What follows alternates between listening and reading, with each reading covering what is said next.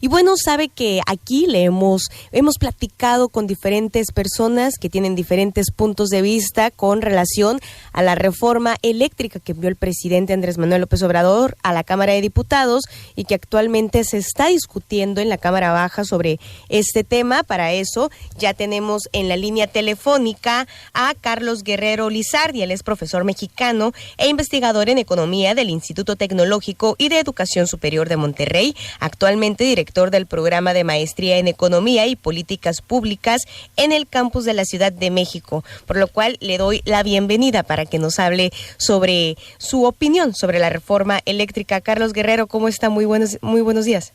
Buenos días, Selena. Muchas gracias por la oportunidad. Rapidísimo comento, fíjate que trabajé en el TEC por 12 años, en el TEC de Monterrey, pero ahorita trabajo en mi alma mater ya, en la Universidad Nacional Autónoma de México. Perfecto, pues muchísimas felicidades y enhorabuena por este nuevo encargo. Gracias. Platícame, Selena, por favor. Bueno, sabemos que en la Cámara de Diputados se han dado pues estas discusiones de Parlamento abierto donde hemos escuchado diferentes puntos de vista y en ese sentido preguntarle en lo general, ¿usted qué opina de esta reforma eléctrica que envió el presidente de México? Es una discusión importantísima, Selena. Mira, esto es todo un tema amplísimo. Tiene que ver con la generación de la electricidad, también con la distribución, que se dice, y la transmisión, ya ponerla en nuestros hogares. Y con la reforma de Peña Nieto se le dio entrada a los privados, no está mal, pero se les dio entrada rompiendo principios económicos básicos.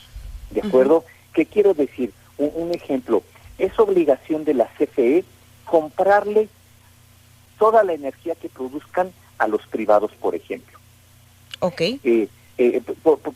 ¿Esto está bien o está mal? Bueno, si pensamos que el gobierno tiene la obligación de comprarle a una empresa privada todo lo que quiera producir, todo lo que pueda producir, bueno, y lo llevamos a otros productos, a otros servicios, pues empieza a sonar raro, ¿de acuerdo? Claro. Entonces, pongo el ejemplo. Supongamos que la señal de televisión, telefónica, de internet que nos llega a nuestras casas, la produce la señal los privados, pero es obligación del gobierno comprarle esa señal a los privados y además transmitirla. Claro que no. Llegar a nuestros hogares. Entonces, eso es rarísimo. No solo, esto rompe el principio de competencia básica, ¿verdad? No tiene ningún sentido económico.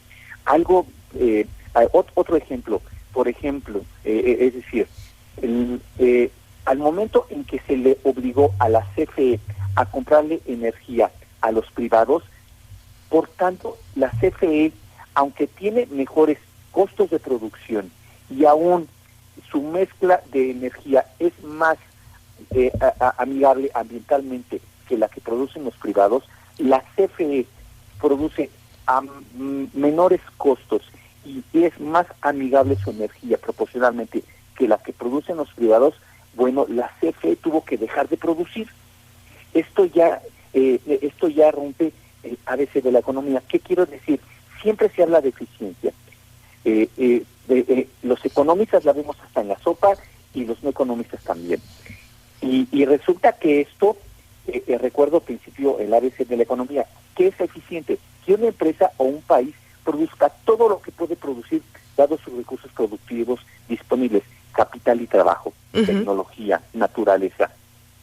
Y entonces se le obligó a la CFE a comprar en los privados a ciertos precios crecientes y por tanto la CFE tuvo que dejar de producir y le compraba a los privados y entonces la tenía que distribuir sin que pagaran los privados y llevarla a nuestras casas. Se dice transmisión. ¿Y cuál es la justificación de esta cláusula para que se suceda de esta manera? Mira, no hay justificación económica. Por eso yo en mi intervención en el Parlamento abierto hablé de un concepto que utilizan en Occidente, en Europa Occidental, en Estados Unidos, Canadá, se habla del capitalismo de cuates, del crony capitalismo. ¿Qué es eso del capitalismo de cuates? Bueno, es cuando realmente van de la mano el poder económico y el poder político y se crea corrupción, por ejemplo, se crea no pago de impuestos. Entonces, esto no tiene ninguna racionalidad. Otra vez, un principio básico es el de eficiencia. Y estas reglas del juego que se le pusieron a los privados y a la CFE obligaron a que la CFE se alejara de su punto de eficiencia. Se le obligó a comprar energía a los privados pagándoles un precio, pero la CFE la vende a otro precio, ¿verdad? Y esto sin considerar la infraestructura eléctrica que finalmente ya existía por parte de la Comisión Federal de Electricidad y que los privados pues la utilizan sin pagar una especie de renta ni nada. Exactamente, eso es terrible. O sea, hay costos enormes de distribución y transmisión. Estamos hablando de miles y miles de millones de pesos. Y entonces los privados no pagan eso. ¿Quién lo paga? La CFE. ¿Quién lo paga? La hacienda pública. ¿Quién lo paga? México. Todos nosotros. ¿De acuerdo? Hay un concepto también, porque a veces producen energía eléctrica y a veces no. Pero siempre tenemos que tener públicos y privados, empresas y familias, energía eléctrica. Y entonces dejan de producir, por ejemplo, por sus plantas eólicas y la CFE entonces nos tiene que proveer. Eso también representa un costo que ya lo tiene bien medido la CFE, se llama respaldo. Y son otra vez 40,000 millones de pesos, por ejemplo, en un año. Todos esos, mira, no son subsidios, un subsidio de la producción que sí está, es cuando se compra un precio al productor y se vende a otro precio. Y en este sentido, ¿cuál es el cambio que trae la reforma eléctrica? Sí, muy importante. Entonces, todo esto, por ejemplo, tiene que ver con un costeo. El costeo que se permitió hacer a los privados y que obligan a que la CFE les compre, se van a revisar, ¿verdad? Porque entonces se va a revisar el costeo que incluye toda la cadena de producción, que es generación, distribución y transmisión. ¿De acuerdo? Ok. Entonces, déjame echarme un poquito para atrás. Algo muy clave es que la energía es algo muy importante para cualquier país, para su economía y para las familias, ¿de acuerdo? Y entonces, algo que no se discutió mucho, pero que al final se lo sacó a colación una diputada, es que el acceso a la energía eléctrica en nuestros hogares va a ser un derecho, ¿de acuerdo? Okay. ¿Qué quiere decir? Otra vez es una se utiliza legal, formal, pero quiere decir que así como cualquier mexicano tiene acceso a la educación, al agua, también a la energía eléctrica. ¿De qué estoy hablando? Mira, claro que tenemos que cambiar cómo generamos electricidad, claro, ¿verdad? Sí, tenemos que disminuir los efectos ambientales y rápidamente. El punto es que el costeo con el que hoy se hace parece, y así se vendió la reforma de Peña Nieto, que los privados iban a producir energía limpia, y no es el caso.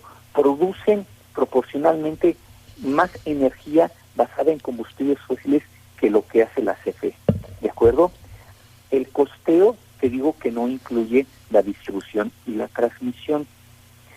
En Europa esto se está discutiendo, y en Europa están, sí, produciendo energía con fuentes limpias, pero ya se dieron cuenta, acabo de revisar las estadísticas de la Agencia Europea Estadística, Eurostat, la que lleva las estadísticas, no de los países, sino de todos los países miembros de la Unión Europea, y ya se dieron cuenta que mientras más generación de energía limpia, más altos, más crecientes son los precios de esa energía, precisamente porque otra vez hay que contabilizar la distribución, la transmisión, el respaldo, ¿verdad? Porque no siempre hay energía, se produce por vías limpias, y entonces tenemos que poner a funcionar las plantas que producen la energía con combustibles fósiles. Y entonces también ya se dieron cuenta que es un problema que hace que las tarifas vayan subiendo. Uh-huh. Cuando México se plantea que esto va a ser un derecho, eso quiere decir que por lo menos se va a garantizar que todos los hogares mexicanos tengan acceso a la electricidad y a un precio. Y cuando se habla de todos los hogares, ¿son todos los hogares? Porque, por ejemplo, aquí en el estado de Sonora ocurre algo muy particular, y es que como es el segundo estado más grande de la República, hay muchas zonas que están muy alejadas de las zonas urbanas, y por ende, pues hay lugares donde a lo mejor no tienen un transformador para poder tener electricidad, y pues ya son personas que viven sin luz o que terminan optando por otras opciones. En ese sentido, a ellos también se les tiene que garantizar, porque actualmente pues la comisión te pide compra tu transformador. Sí, yo estoy completamente de acuerdo contigo. Mira, ese es un tema de política nacional, ¿verdad? Sí, sí. Es decir, llevar la educación, llevar el agua, llevar la luz, tiene que ser un compromiso del Estado mexicano. Okay. Y tiene que quedar en la Constitución. Y ahorita no aparece como un derecho.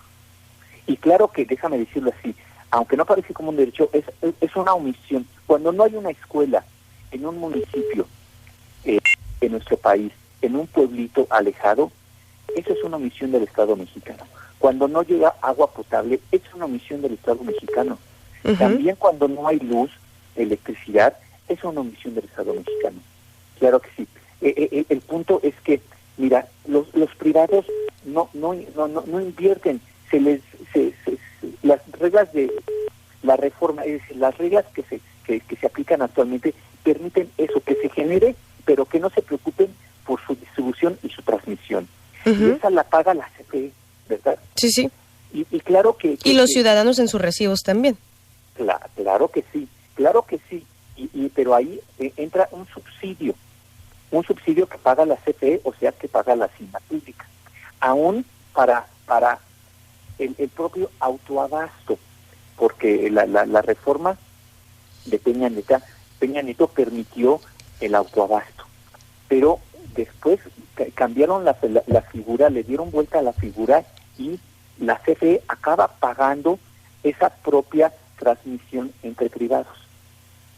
Entonces, sí, otra vez, la CFE, en el momento en que pase esta reforma pone que el acceso a la electricidad es un derecho, y entonces, bueno, ya sabemos que la Constitución refleja las aspiraciones, pero yo espero que haya más y mejor educación, que haya garantía para que todos tengamos mínimos. Y qué interesante esto que nos comenta, de que ya la electricidad quedaría establecida como un derecho, porque yo creo que es algo a lo que hace mucho tiempo ya deberíamos de haber llegado. Profesor Carlos Guerrero de Lizardi, le agradezco nos haya orientado sobre este tema y dejar el micrófono abierto para futuras oportunidades que nos pueda explicar más a detalle estos temas. Selena, muchas gracias por la oportunidad, mucho gusto y muchos saludos a todos y a todas. Gracias, son las 7:29 a.m. Vamos a pausa y regresamos con más.